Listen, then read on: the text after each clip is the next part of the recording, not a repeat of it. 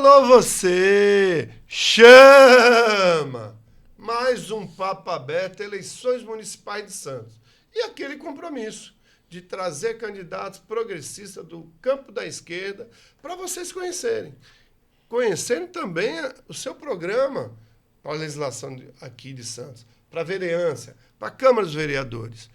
E você votar consciente. E mais do que isso também, você aproveitar esse vídeo que já vem editado, você mandar lá para aqueles grupos de WhatsApp da sua família, tudo, o pessoal ter a oportunidade de conhecer cada candidato. Vejam, são muitos candidatos, as eleições são muito disputadas, o tempo é muito curto e tem um fator aí preponderante. Nem todo mundo tem acesso à televisão. Nem todo mundo tem grana para investir até nas mídias sociais. Então, isso aqui é uma oportunidade para você conhecer para além do tradicional. Nós estamos hoje aqui com a grata presença da Eneida Cury, candidata pelo PSOL, já foi presidente dos bancários, vai contar um pouquinho da história aqui para vocês, mas principalmente do que ela pretende fazer se for eleita candidata a vereadora de Santos. E a pergunta provocativa já começa aí, Eneida, já agradecendo a tua presença aqui no Papo Aberto. Por que votar na Eneida Cury? É isso aí, bom. Obrigada, viu, Ada Edson? Agradecer ao Sindicato dos Petroleiros, é importante esse trabalho, agradecer a você que está aí nos ouvindo, vendo. É importante chamar aí os candidatos da ala progressista para se colocar, né? A minha candidatura é uma candidatura coletiva. Eu faço parte do Sindicato dos Bancários, né? Fui presidente por 2 mandatos. É a única mulher, eu devo registrar isso, em 90 anos. Caramba. Difícil, né? As mulheres chegarem. Sim. E essa quererem discussão também. Tem que estar posta na sociedade. Tem que estar colocada. E quererem também, né? Ter condições também de exercer isso. E venho também de um ramo da Igreja Católica, que é da teologia da libertação. Tá. Então, desde jovem, fiz muitos trabalhos na área continental, aquela área que foi da Ródia, né, contaminada pela Ródia, com a Irmã Dolores, Frei Guilherme, Padre Xavier. Então, eu sempre tive esse olhar, e meu pai era médico sanitarista, então também tem esse olhar coletivo de saúde, de justiça social, né, contra a desigualdade. Então, eu cresci nisso. E aí, com o sindicato, eu tive a oportunidade de exercer, de fato, ter uma atuação para o coletivo, né? Para as causas sociais, para os bancários e para todas as causas que estejam contra a desigualdade, que queiram que todos tenham vida, que possam sonhar, que tenham dignidade.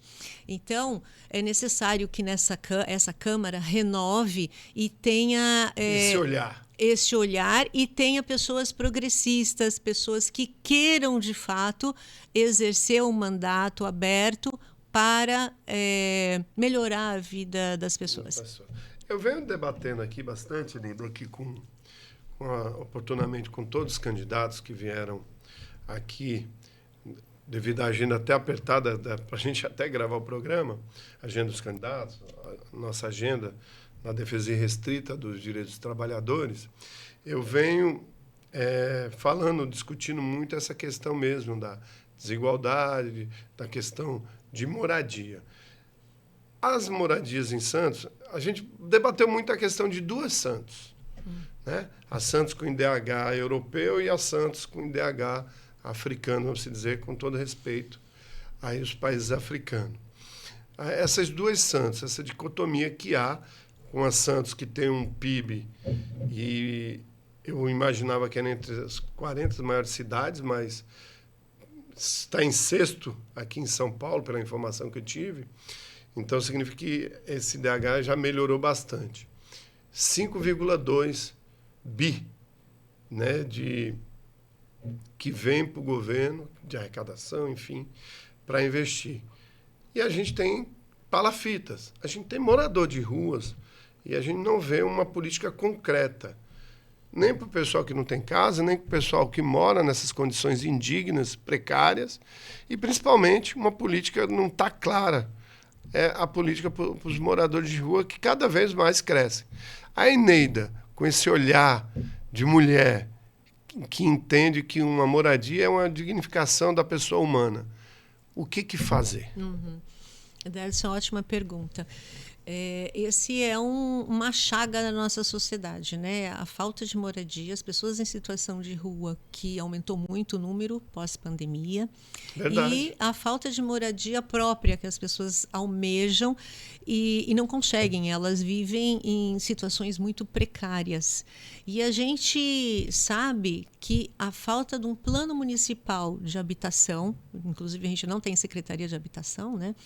E concatenado com um plano municipal de desenvolvimento urbano não acontece porque a cidade ela é sequestrada por interesses corporativos de construtoras. Sim, sim. Né?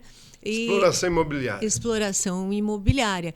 Então, quando entra o capital em jogo, quando o ente público que deveria zelar por toda a comunidade está vinculado a outros interesses, a esses interesses que mandam na cidade, não há olhar para isso. Entendi. Então, não existe um plano, não existe uma secretaria de habitação. É um absurdo não ter uma secretaria de habitação em Santos, né? Claro. Quem é que pensa habitação? Quem é que pensa moradia? E a gente tem diversos mecanismos que a gente pode lançar mão, que poderia lançar mão, por exemplo, o Estatuto da Cidade, que preconiza que imóveis, lançando mão da Constituição, colocando a função social da propriedade. Imóveis que estão abandonados, que não cumprem a sua função social, eles podem, de acordo com determinado trâmite, serem desapropriados, claro, referente a um pagamento, tal, para a construção de moradias. Temos as leis de ZEIS, que dizem aonde tem que ser construído o quê. Estão sofrendo ataques, eles querem repartir isso, diminuir, estão avançando agora sobre a área continental para colocar incineradora, para dar para o porto, né, ocupar.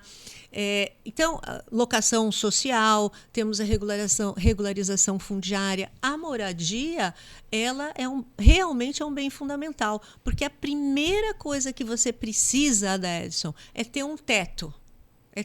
E aí eu faço o link com as pessoas em situação de rua.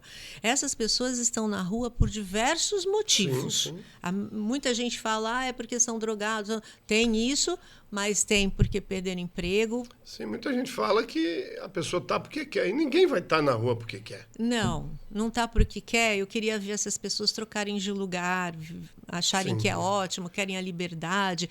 Então, é importante, aí colocando isso, que se resgate, tente se resgatar essa pessoa da rua o quanto antes. Quanto mais tempo ela passar na rua, de fato vai ficar mais difícil, inclusive pelos hábitos que ela adquire, pela saúde mental que ela deixa de ter, pela saúde física que vai se degradando, né? Então, a moradia, ela é a primeira coisa que deve ser fornecida a uma pessoa em situação de rua, por exemplo. Antes a gente se achava que era um emprego. Você dá um emprego e um trabalho e ela então sai da rua. Mas isso não é verdade, porque ela não tem condição de ficar na rua e manter o emprego. Sim. Ela não tem como tomar banho, como trocar de roupa, a ter assiduidade, né? Fica exposta à violência da rua. Né? Então, esse é um projeto que nasceu nos Estados Unidos, o Housing First, né? Que aqui, inclusive, tem um projeto tramitando na Câmara, agora está parado, né? Que é o Levante da Rua, e que não foi votado porque a base de vários vereadores é contra. Sim, que é aquela história dos R$600, mas não é pago. Se criou uma fake news nisso, dizendo que esses R$600 seria pago para a pessoa, situação de rua, e aí eles começaram, porque vai gastar isso em droga, e não é. Era para o locador. Direto né? para o locador. Pro locador. Nós temos também Então, se verificou que a moradia é essencial. A gente também tem a questão da redução de danos, que a Unifesp tem um grupo muito importante que trabalha. Você conhece? Conheço. Então, redução de danos, para quem está nos vendo entender um pouco, trabalha com as pessoas que tenham o álcool ou a droga como adição, mas trabalha no sentido de uma redução de consumo a ponto dessa pessoa ser capaz de assumir compromissos e levar a sua vida normalmente. Então, eu conheci pessoas que tiveram essa... Então, trazer essa redução de danos, seja através de convênio, ou seja para a rede de saúde, seria muito importante. Valorizar a assistência social, o orçamento da assistência social, aumentar. Valorizar também humanamente, com capital humano e material, o consultório de rua, que faz um trabalho excelente de atendimento. Sim. Esse Moradia Primeiro teria que tem, na verdade, no projeto, toda uma rede de apoio para de psicólogos, assistente social. Não vai resolver o problema. Não. E os resultados são efetivos, são eficazes. Então, eu fui a uma audiência pública, entre diversas, e as pessoas diziam assim: vamos tirar tudo deles, porque aí eles vão para o abrigo. Olha a mentalidade. Vamos internar todos, vamos internar numa clínica compulsoriamente. Ou seja, você não resolve o problema, você não traz dignidade a ninguém, você não está no lugar do outro. Não resolve o problema porque não ataca a causa, né? Não ataca. A pessoa está na rua porque tem ali um problema que é de fora psicológico, é de fora emocional, vários fatores. Se não ataca o problema, não tem a solução adequada. Exato. Eneida aqui conosco, candidata a vereadora de Santos. Vamos falar de um assunto aqui, Eneida, que eu estou achando esse debate bacana que eu tenho travado com os candidatos sobre mobilidade de Santos. Estamos aí com alta propaganda sobre VLT. Obviamente que nós não somos contra o VLT, é uma integração. Há grande questionamento que se dá a respeito de mobilidade, que ela tem que ser efetiva. Ela não tem que ser mobilidade para uma parte da comunidade de Santos, da população de Santos. Ela tem que ser efetiva.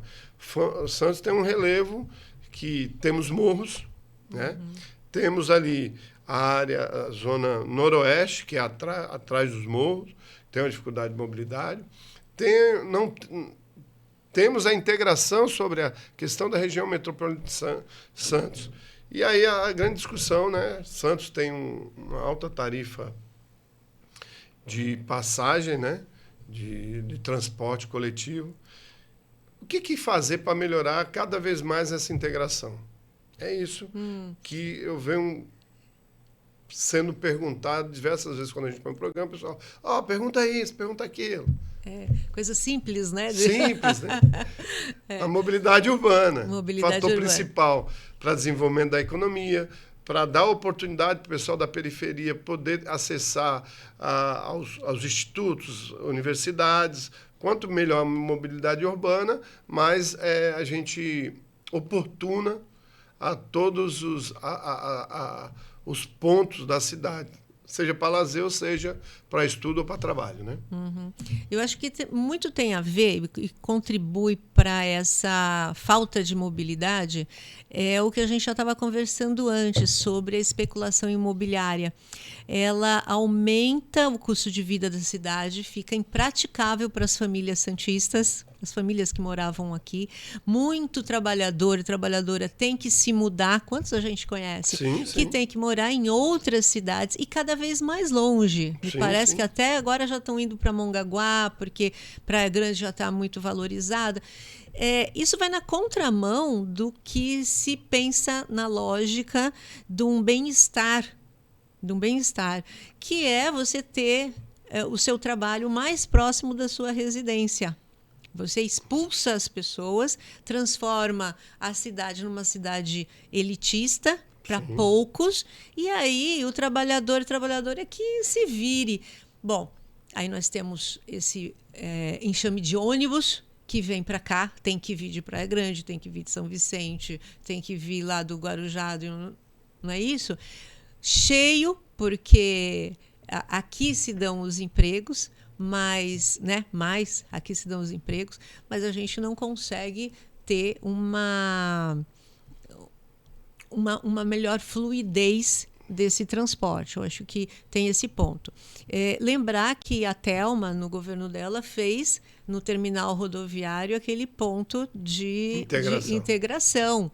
Isso foi importante, porque até então não tinha. Sim. Da Zona Noroeste para a Zona Leste. E aí, lembrar também que já há algum tempo a Dersa ela tinha um projeto que foi apresentado para os prefeitos das cidades sobre a integração aquaviária. Tá. Ia integrar praticamente todas as cidades daqui. E não foi para frente. Via mar. Não foi para frente, sabe por quê? Declaração do próprio presidente. Por conta dos donos das companhias de ônibus. Entendeu? Então, esse é um problema que demanda uma solução apenas municipal, não vai resolver. Sim. Ele tem que ser uma discussão conjunta. Por isso que é importante, aliás, para todos os temas que são comuns, a gente ter prefeitos e prefeitas que estejam atentos ao problema da população e não estejam vinculados e amarrados com interesses de grandes empresários, porque aí não vai andar. Esse é um exemplo que eu estou dando que é verídico. Estamos aqui com a candidata a vereadora de Santos, Eneida dos Bancários, Eneida Cury.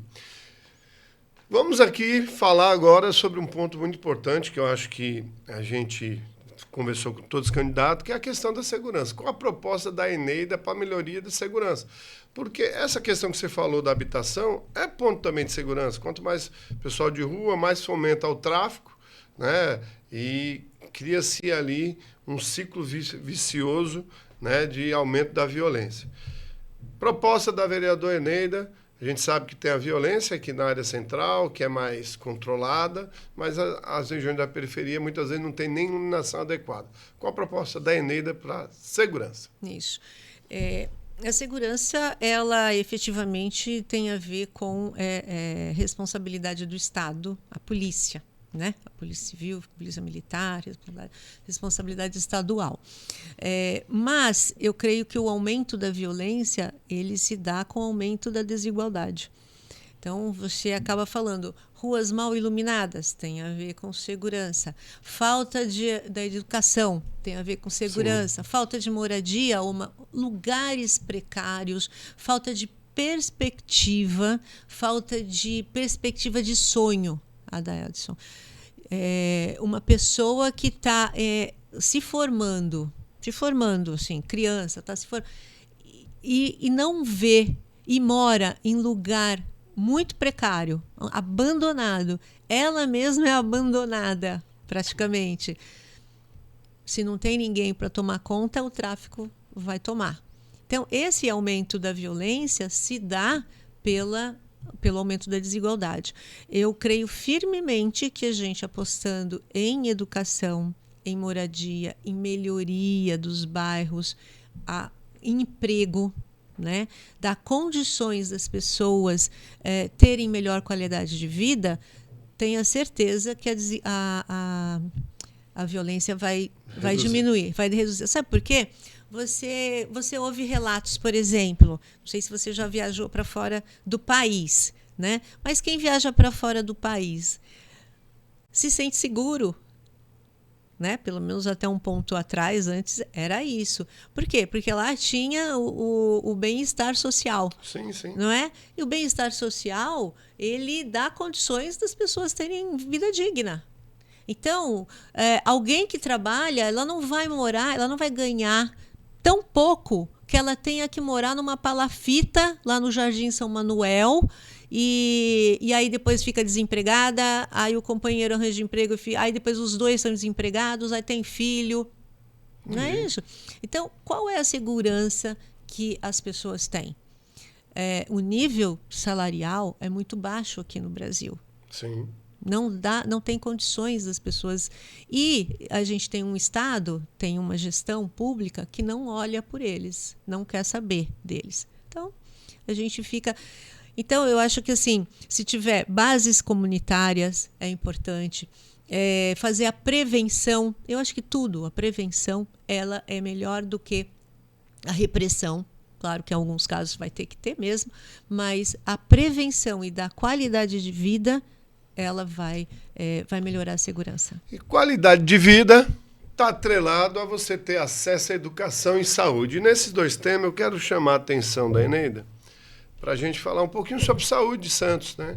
A questão da municipalidade, a gente sabe que Santos acaba atraindo munícipes de outras cidades, porque tem mais opções aqui de atendimentos, mas a gente sabe também há muita reclamação da população nas regiões da periferia, Zona Oeste, área continental, de falta de profissionais, o que vem trazendo muito aqui o pessoal, as policlínicas fecham cedo, né? O que não traz uma totalidade, tendo em vista que o pessoal dessas regiões, eles são a força de trabalho da região central. Então, eles se deslocam, né? E quando eles voltam, as policlínicas estão fechadas. A Eneida vai atuar na questão da saúde em qual segmento? Qual a ideia da Eneida na questão da saúde? Ideia, eu creio que concurso público, porque para expandir o horário de atendimento de uma policlínica, você tem que ter profissionais, né? Que eu acho muito correto que se estenda. Porque 16 horas ninguém está em casa, né? Ninguém está chegando. A gente trabalha até às 18 no mínimo. No mínimo. Aí No vai mínimo. pegar um ônibus, aí vai pegar... Né? Isso. Para isso precisa de concurso público. O concurso público, a gente sabe que a gestão municipal ela está gastando muito menos, acho que é 35%, do que seria permitido para ela gastar com o funcionalismo público, que é até 54%. Então, tem um colchão aí de verba para se fazer concurso público. Entende? Entendi. Vamos dizer, não tem dinheiro, não tem.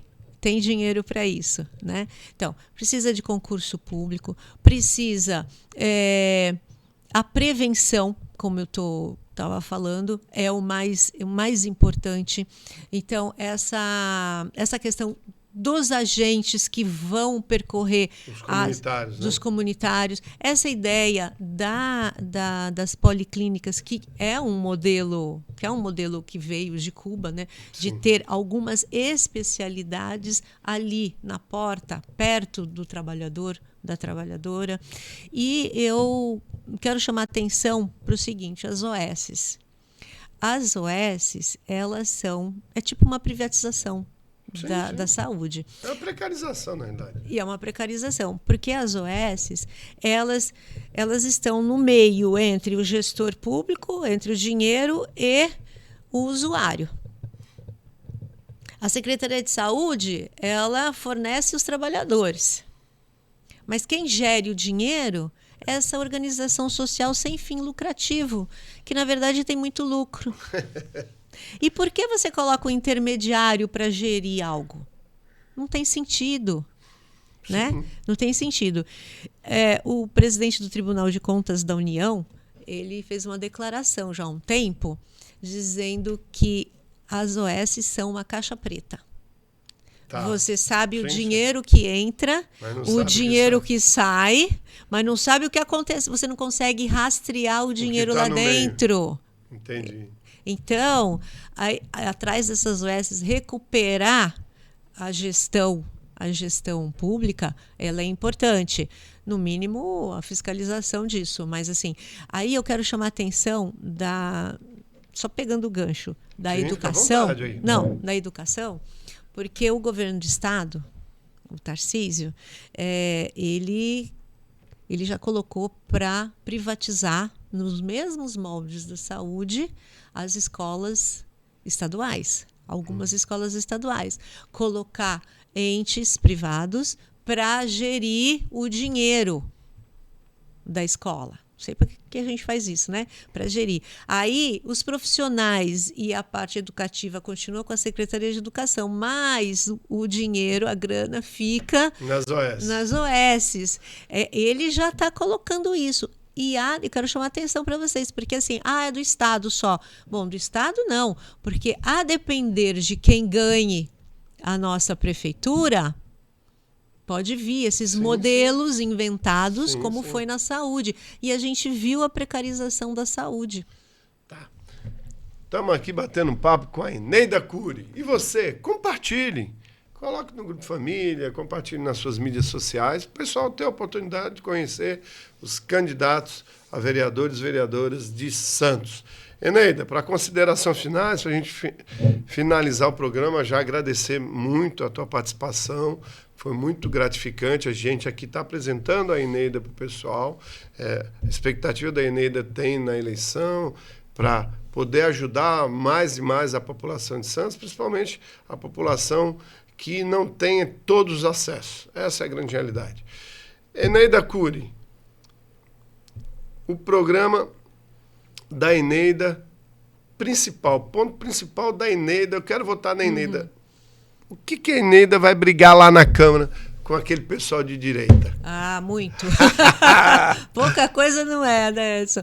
Bom, eu creio que para a gente enfrentar o momento que a gente vive e ter uma base social que entenda o que está acontecendo e venha com a gente para lutar pelos seus direitos, é necessário mobilização, é necessário uma conscientização política, uma organização popular. Então, esse provável mandato estará aberto para organização popular. É a única maneira de fazer? Não. Mas você ocupar os espaços, todos eles é importante, essencial, e você tem uma entrada muito grande nos movimentos, nas comunidades para fazer isso. Então, a conscientização, por isso que a educação, e a educação só voltada para a cidadania, voltada para a conscientização de liberdade, de critérios, de solidariedade, de quebra de preconceitos. É um conhecimento crítico. Exatamente, porque não adianta ser uma escola integral, mas uma escola integral apenas formativa ou uma escola integral que largue as pessoas. Um depósito integral. Isso, ou só voltada para o ramo do trabalho. Sim. Ela tem que ter a parte humana. Isso é importante para a gente formar as crianças, os jovens e adultos conscientes dos seus direitos. Sim. E sem preconceitos, para incluir as pessoas, para a gente começar a transformar a sociedade. Então, e a cultura é outra ferramenta revolucionária para a organização popular, para que a gente tenha democracia, para que a gente não apoie a sociedade como sociedade, não apoiem projetos fascistas de ódio, de intolerância. Sim. E aí, com isso, a gente apoiar os projetos e fazer projetos para que as pessoas tenham qualidade de vida. Muito bem, quero agradecer pela participação e você por estar nos assistindo. Chama! Papo Aberto, programa feito para mim, para você, para todos nós. Até a próxima!